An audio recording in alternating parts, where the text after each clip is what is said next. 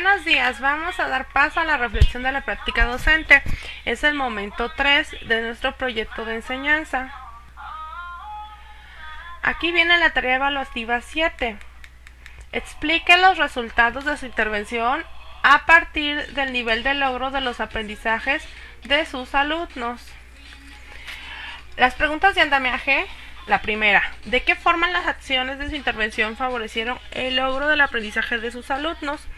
Un ejemplo que les ponemos aquí en letras azules: invité a la lluvia de ideas, porque tal cosa, para que, etc, favoreciendo así, y bueno, el nivel de aprendizaje, ¿verdad? El logro de los aprendizajes esperados. Ustedes lo pueden redactar como ustedes quieran, pero pues es recomendable que mencionen la temática principal que viene en cada una de estas preguntas de andamiaje. En la segunda, ¿hubo diferencias en el nivel de logro del aprendizaje de sus alumnos? ¿A qué aspectos de su intervención atribuye esas diferencias? Bueno, como ustedes se vienen dando cuenta, aquí nos pregunta si hubo diferencias, pero ¿a qué se atribuye? O sea, lo vamos a argumentar.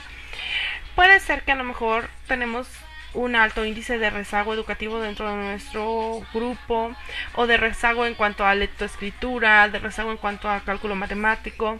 Puede ser que haya mucha inasistencia y entonces a lo mejor los alumnos relativamente van al parejo sus aprendizajes, pero en la aplicación del proyecto, cuando se llevó a cabo, a lo mejor algún alumno o muchos estuvieron faltando a clases y eso también incide. Bueno, los conocimientos previos, a lo mejor había una distancia enorme entre el conocimiento previo de los alumnos y lo que queríamos lograr, y entonces recuerden que aquí en medio se encuentra el reto cognitivo, y si no hay los andamiajes suficientes para lograrlo, pues también el alumno se queda como que a medias. Un ejemplo que aquí les damos: a pesar de todo, si hubo avances significativos, etc, dentro de las posibilidades de cada uno, ya que porque se usó materiales diversificados, las actividades fueron de acuerdo a sus estilos de aprendizaje, de acuerdo a sus intereses, las temáticas, etc. Tercera pregunta de andamiaje: ¿qué aspectos de su intervención pudieron influir en los resultados de aprendizaje de los alumnos? Bueno, ahora yo como maestro, ¿cómo incidí? ¿Qué acciones llevé a cabo, verdad? Si hubo atención personalizada, ¿qué se hizo con estos alumnos con rezago? Ahí los dejamos o los atendimos o les dimos un compañero tutor. ¿Qué fue lo que sucedió? También si las actividades de nuestra secuencia didáctica tenían cierta secuencia lógica que los iba a llevar al logro de los aprendizajes, si dimos retroalimentación, si hubo monitoreo constante, si hubo reforzamiento de modo constante también. Muchas otras cosas. Estos simplemente son ejemplos y no nada más hacer así un listado como aquí en las letritas azules, sino recuerden argumentar, porque explicar, describir bien cómo fue. Pasemos a la tarea evaluativa 8. A partir del análisis de los resultados de su intervención, ¿cuáles son las principales fortalezas y aspectos a mejorar que identificó de su práctica? Proponga acciones para la mejora de su intervención didáctica. Entonces fíjense bien, aquí nos piden primero, en la pregunta de andamiaje inicial, qué resultados obtuvo en la implementación de su secuencia didáctica. Vamos a hacer un análisis aquí breve, a lo mejor un párrafo o dos, ¿verdad?, en donde mencionemos si se logró el aprendizaje esperado, en qué porcentaje, cuántos se quedaron en proceso, cuántos de plano se quedaron no logrado porque su avance fue muy inicial, a qué se debió ello. Ahora, en la segunda pregunta de andamiaje, a partir del análisis que realizó, ¿qué aspectos de su intervención considera fortalezas de su práctica y cuáles considera que necesita mejorar? Aquí hay que poner las fortalezas de nuestra práctica docente, tomando en cuenta sobre todo este proyecto. Y también puedo incluir ya, después de las de este proyecto, algunas otras que yo tengo en general en mi práctica docente, pero si me estoy basando a lo mejor en geografía, pues primero voy a mencionar las fortalezas con esta asignatura en este proyecto y ya después generalizo un poco más, ¿verdad? Aquí les propongo que revisemos el ejemplo. Aquí en las fortalezas puse que en mi práctica docente pues doy indicaciones claras, pero también ahora vamos a hablar cuál es esa utilidad de que yo dé las indicaciones claras. Y al dar yo indicaciones claras a los alumnos, ¿a qué me lleva, no? O sea, ¿cómo contribuye a que ellos realmente aprendan?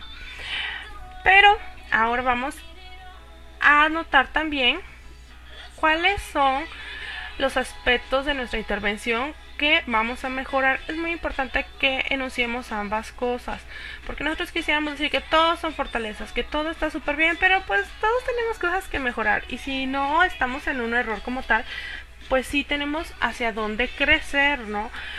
Cuestiones que a lo mejor dijeran, el uso de las TICs en mi escuela actualmente no me sirve porque no tenemos ni computadoras, ni internet y a veces ni luz eléctrica.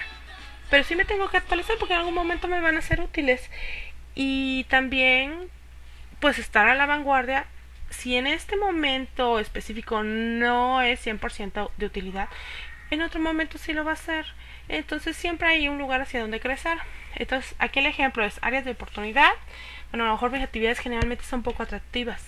A lo mejor en este proyecto que yo estoy planteando sí puse en actividades bien divertidas, pero porque me iban a evaluar, pero generalmente pues mis actividades son como más monótonas y entonces me estoy dando cuenta de ello, ¿no?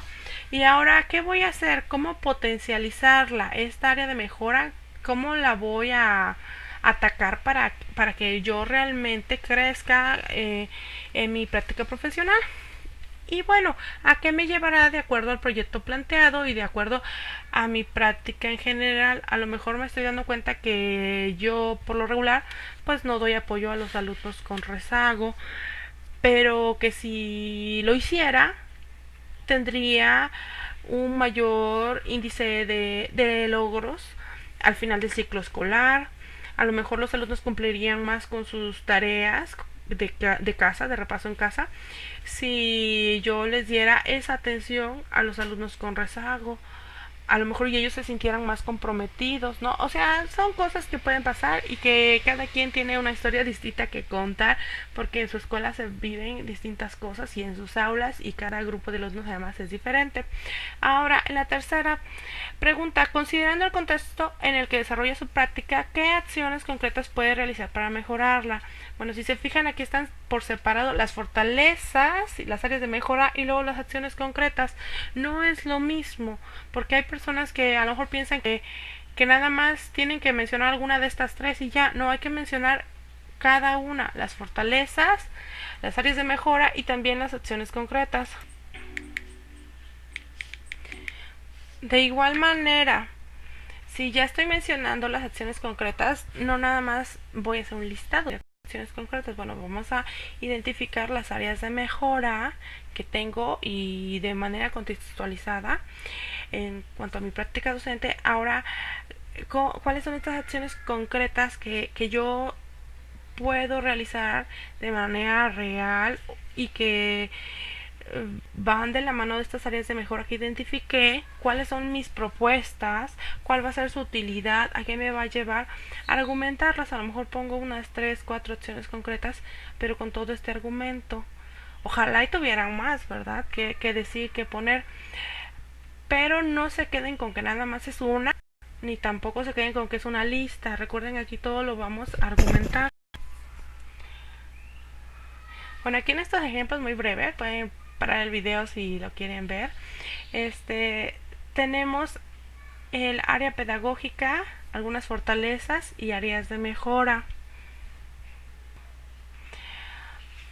Aquí hay otros ejemplos que encontramos en el internet. Estos venían de los FODAS, pero si se fijan, aquí donde dice debilidades, esta palabra debilidades pues no viene en las tareas evaluativas, entonces la cambiaríamos, esta palabra debilidades, por áreas de mejora. Y no solo la palabra, también la forma en la que voy redactando esa debilidad.